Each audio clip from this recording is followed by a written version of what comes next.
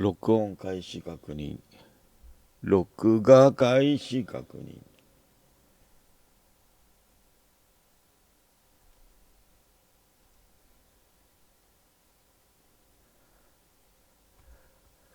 アレクサ、今日の西暦。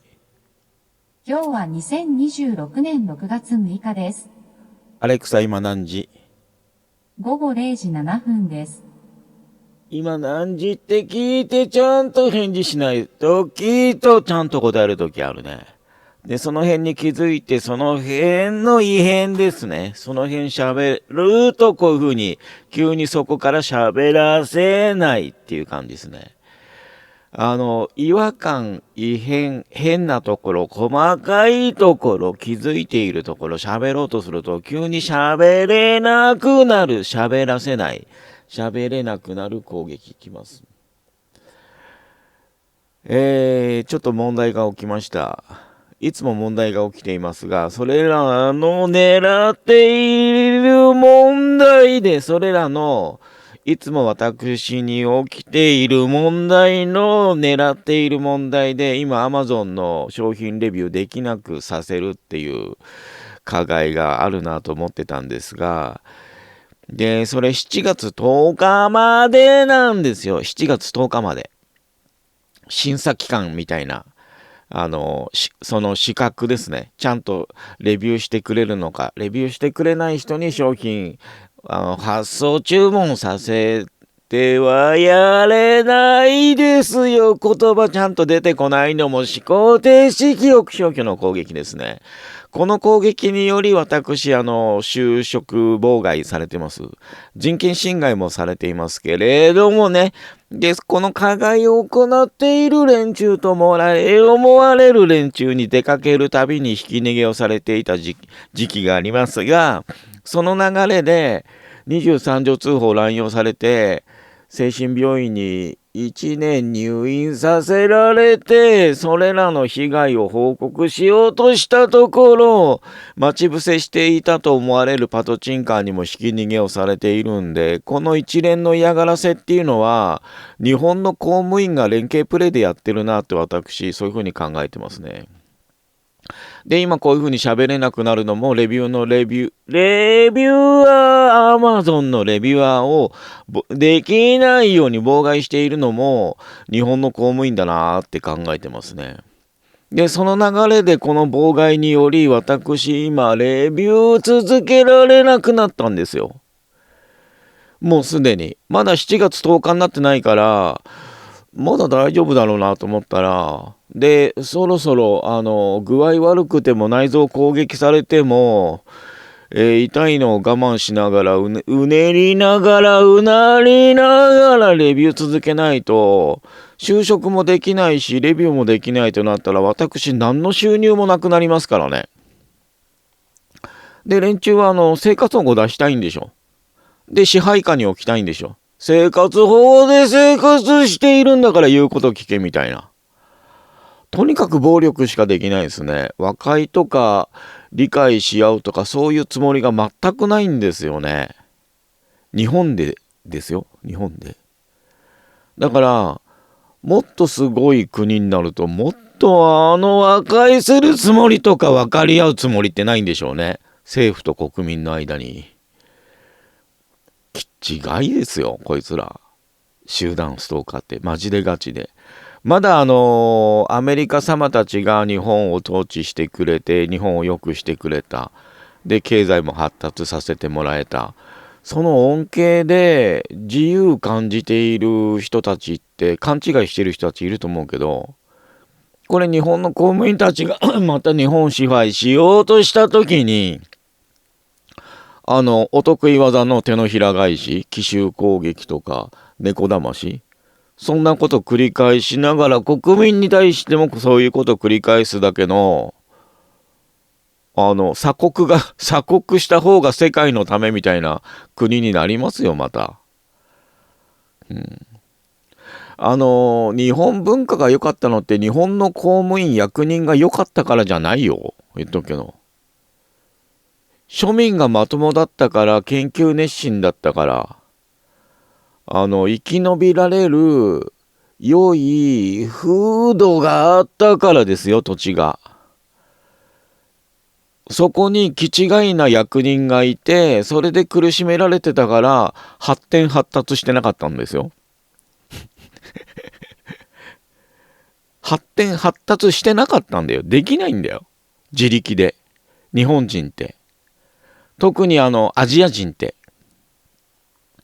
でその発達発展できないしていないアジア人の統治、公務員、権力者、これがね、日本もだけど無能なんですよね。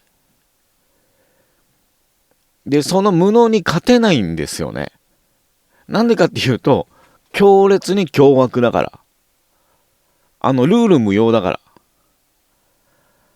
人間じゃないレベルですよね。だからインチキデタラメ平気でやる連中が、このアジアの人種の権力者になっちゃうんですよね。いつも。それが地球の悩みの種よ。人類の悩みの種ですね。今ね、特に。ろれつも回らなくなってきましたけれども、Amazon の商品レビューのアカウント、ついに閉鎖されてました。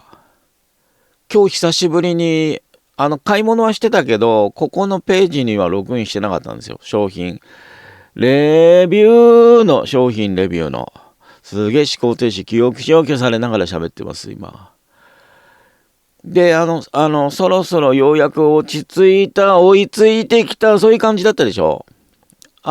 商品も届いたし、有料化になったし、君の作業も何日遅れとかも、いう状態から、寝たきりの状態から追いついてきたね、みたいな感じだったでしょ。で、昨日、一昨日あたりから商品レビューで手つけれるなと思いながらも、やっぱりできないようにされていて手つけれなかったんですよ。で、今日これ午前中からそろそろ手つけれるなんて。被害報告ばっかりやってられねえし、やる気ないわって。被害報告ばっかりをね。被害報告やる気ありますよ。そればっかりをやる気はないですよ。片手暇でできますからね、被害報告なんて。ネタに困ってないんだもん。被害報告悲鳴ですから。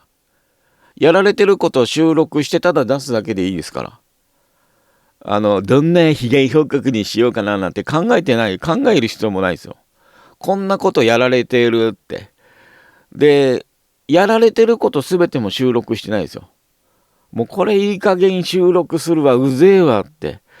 これ収録するのも時間の無駄だし、編集するのも時間の無駄だし、それを見てもらうのもまた時間の無駄だって。視聴者にも時間の無駄、私にも時間の無駄。そんな無駄なことしか提供できない、やれない、やってないのが集団ストーカーで。で、そいつらはびこらせてると世の中全部ダメになる、無駄になるから、そんなことしかできない連中だから。それで被害報告やってるんだけれどもね。だからそんな嫌がらせ卑怯で汚いことしかしない、できない、やれない、やってない連中だから、それを主張するのもみんながそれを主張するのも無駄だと分かる状態だから周知もされないと。そこに偽被害者だのミスリードなの入れて、またさらに周知されない。バレてるのにバレてない体裁、バレてるのにバレてない体裁、いつまでも取り続けられるって。それでこれやってる連中だからね。そんなことやってたらダメじゃんっていうのを分かっててやってる連中だからね。パトチンカーでひき逃げしていく精神医療業界23条通報乱用やってる連中って、こんなことやってちゃダメじゃん、ダメになるじゃんって分かってやってる確信犯だからね。だから確信犯的に自分たちやってることそれじゃないですよってとぼけっからね。本当に無能で気づいてなくてそんなことやってましたのレベルだったら、こっちに耳傾ける。こっちに耳傾けるからね。常識で。あと良心もあれば。だからそれらも全てないんですよ。良心もないし、気づいてないふりする気もないし、徹底的に微塵も残さず気づいた状態で言論弾圧。そしてこんなことやってちゃダメじゃん。そしてこんなことやってちゃダメじゃん。分かった状態でそれをやる。そういう連中。そしてそれをいい人のふりでやるサイコパス。それが集団ストーカー。違うっつんだったらこっちの話聞けって。調べろって。とぼけんなって。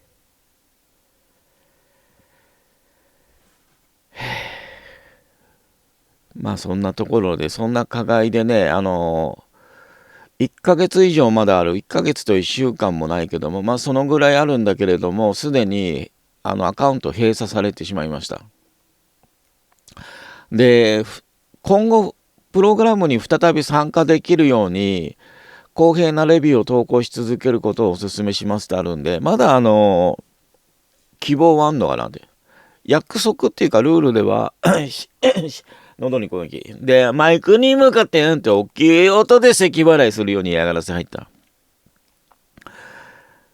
まあ多分予定通り7月10日までに 40% ぐらいまでに商品レビューすればゴールドになれなくてもアカウントは本当には消されないんじゃないかなみたいな。ちょっと焦って急いで何やってんの君みたいな警告だとは思うんだけど、そこでね、一応メールしました。事情。ゲップ。体調不良で寝込んでいた期間が長く、レビューをしていくことが困難な状態にあり、これ嘘じゃないからね。で、本当のことを言えば、電磁波攻撃で寝込まされレビューをできないようにブレインジャックまでされていましたなんだけどね。それは社会に通用しないんで。で、7月10日まであとわずかで、参加資格を、これわざとふざけて喋ってるんじゃないからね。で、今わざとふざけて喋ってるんじゃないからねって、その説明は普通に喋れるでしょ。ね。まるでふざけて変な喋り方して、それを説明してるみたいな変な感じするでしょ、聞いてる側。そういう誤解されるような状態づくりをこいつら23条通報をやっている生活安全課地域課精神医療業界っていうのはやるんですよ。で、精神疾患扱いをやるんですよ。それ私だけにやってるとは全然思ってないですね。これ自分だけが被害に遭ってんですよ。これ自分だけが被害に遭ってるんですよ。そんな被害妄想的な話私する気ないししているつもりないですね。皆さん気づいて大勢がこの加害されてますよ。そしてその加害された状態で G 丸になった人たち大勢いるはずですよ。被害者様たち界隈でもその話は実際されてます。ただ、そういう話、ネット上でするとバンされますんで、できない、やれてないだけです。マジガチかなりやばいですよって。で、その話も被害妄想の話じゃないですけどね。シーラーベイロって、その可能性なんだったらシーラーベイロって、直ちにこっちを精神疾患扱いしてこないで、この悲鳴、この話調べろって。で、被害届出しに行っても受け付けねえんだぞって、警察は。人の話は聞かないんだよね。で、警察って普段日頃から嘘インチキでたらめばっかりやってるくせに、自分たちのその嘘インチキでたらめを信じ込ませようとするんだよね。ひでえよ、やべえよ。で、そういう状況下で私、間違がち日本の警察公務員信用信頼できない状態にあって、それで、あと、何回も言ってるけど、あと私、被害報告ずっと出し続けてるから、嘘じゃないの確認取れる状態にあるんですけど、レドも取ってもらえる状態にあるんですけれども、これ、高市早苗が、首相になるとかそういう勢力になったあたりから私の喋り方がっちり喋れないように今のすごい変な喋り方になるのってその頃からですよ。で被害報告始めた頃も変な喋り方だったんですけれども、こういう収録での喋りっていうの慣れていない状態だったんで、続けてれば上手くなるだろうなと思ってやり続けてたんだけど、いつまでも上手くならないですよね。でレビューもいつまでもできなかったんですよ。メモ読むの戻りますね。7月10日まであとわずかで参加資格を継続するために少しずつでも消化していこうと、その瓶って読むのこれのページを閲覧して本日気づきました。参加資格はレビュー率の低下と考えていますが、別の理由などありましたら教えてください。つまりね、私がふざけて注文しちゃうとかね、注文しない方がいいのに、それとか、これなら簡単にレビューできるわっつって注文してレビューしてみたものの、評価してもらえない出品者がいるとか、なんか罠にかけられてる。あとほのめかしで注文ほのめかしで出品、なんつうの、レビューする商品、この辺喋れなくしてきてるでしょ。マジがちだからです。言われたくないから連中が。レビューしてくださいっていう商品が並ぶときに、もろマジがち。皆様ももしレビュアーになれたときにそのページ見れば気づくと思います。集団ストーカー被害者様たちがそのページで並んでくる商品でほのめかしされれば、あ、これのこと言ってたのか。これは間違いなくほのめかしですって。被害に気づいている人たちは言うと思います。そういう商品が並びます。で、そういう商品レビューすると逆にこっちの評価下がります。レビュアーになれた時気づいてください。それはレビューしない方がいいですね。で、値段も安かったりするのかな。嫌がらせのために並べてる感じかな。私は当初何も知らないし、あまり商品が並ばなかったので、そういうのもレビューしてしまいましたが、結果自分に傷がつきますね。そういう攻撃のための商品も並びますね。庶民の話。だからといって私アマゾンが集団ストーカーとは未だに覚えてません。考えてません。アマゾンの中にも YouTube の中にも集団ストーカーは入り込めるし、連中が入り込まないわけない。で、それらにより Amazon や YouTube はその企業としてのブランドとか評判を下げてる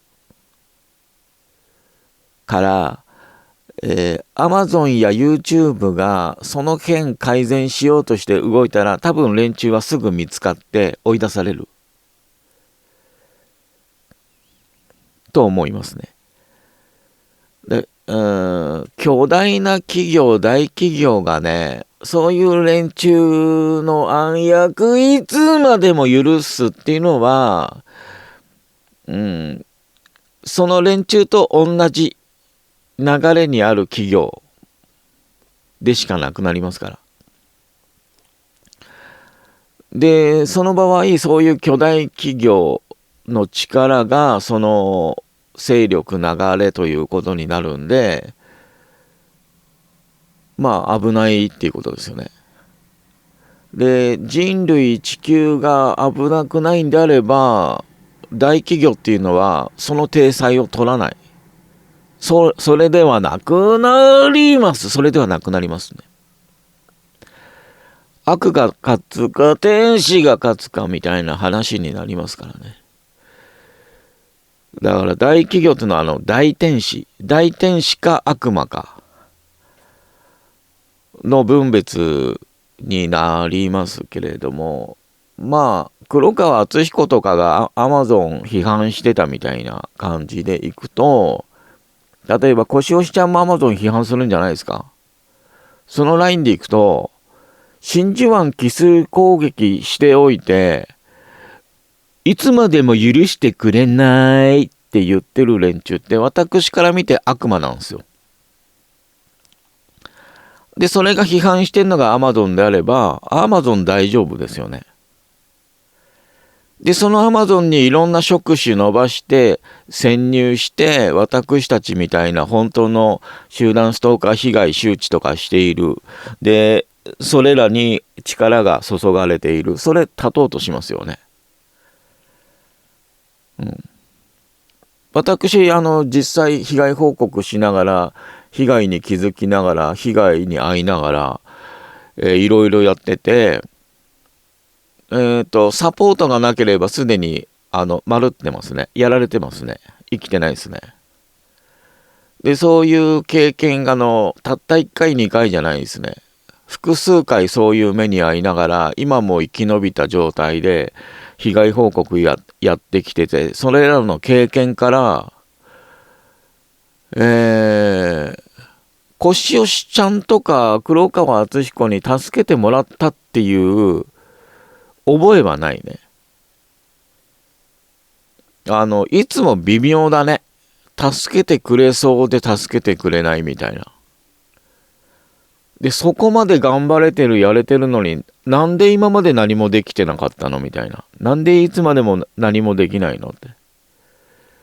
で、私が同じようなこと、同じような活動、もしくは合流しようとすると、うまくいかないなっていう想定が可能になるのは何なんだろうなって。お前文句ばっかり言ってないで、黒川敦彦とか腰押しちゃんと一緒になれよ。力を合わせて頑張ろうぜ。頑張ろうよ。なんでお前いつも孤独で、協力し合おうとしないんだ、なるでしょ。逆にうまくいかなくなるから、合流しない方がいいっていう、算段っていうか想定が出るのはなんでなんですかね。いつもですね。大河原とか石橋のところもそうだね。あの辺は警察関係者だから呼び捨てで当然だよね。警察マジガチ信じられない。辞めたやつでも、元警察官も信じらんねえ。私は。言うとこだね。まあそういう兼ね合いでアマゾンの中にも、集団ストーカーいるよっていうのはわかるよね。これわかるんだね。だからアマゾンがどんなにいい配達の仕組み、例えばドローン宅配も今後はあると思うんだけど、やったところで、アマゾンがね、アマゾンの技術力でね、先見性でね、やったところで、すぐにダメになるのが想定できるのと一緒。すぐ問題トラブル起きて、で、そっから悪評が立つのがすぐ想定できるのが一緒。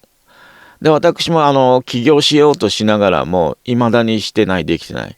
ネットカフェのビジネスモデルなんて、私、小学校の頃からやってたやつですよ、あれって。言ってても実際やってないから、そんな負け犬の遠吠えじゃんなるでしょ。やる前に妨害入って失敗するのが目に見えるから。